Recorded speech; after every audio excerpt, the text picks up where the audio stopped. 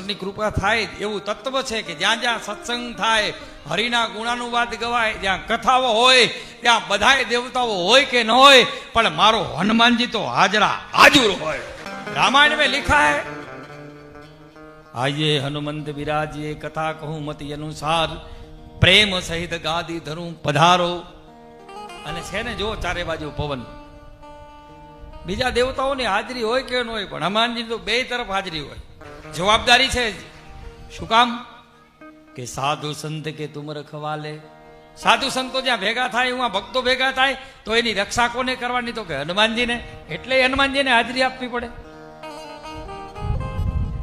અને બીજું, રામ રસાયન તુમારે પાસા, જ્યાં રામનું નામ લેવાય ઉમાં હનુમાનજી હાજર હોય। હવે જ્યાં વાલા ભક્તો મારા હનુમાનજી હાજરી હોય ને, ઉમાં વર્તન ન હોય, પરિવર્તન જ હોય।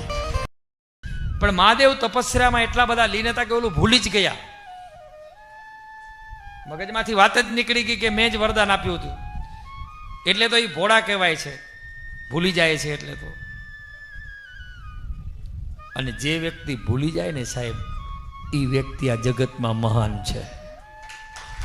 મહાદેવ કને આ સીધું જ સમજવાનું કે જે ભૂલી ગયો, કદાચ મોટો ભાઈ બે શબ્દ કહી ગયો, કોઈ બે કવેણા કોઈ બીજું કહી ગયું, બસ આ કાને સાંભળીને આ કાને કાઢ નાખો ને ભૂલી જાઓ, એટલે મહાન થાય છે।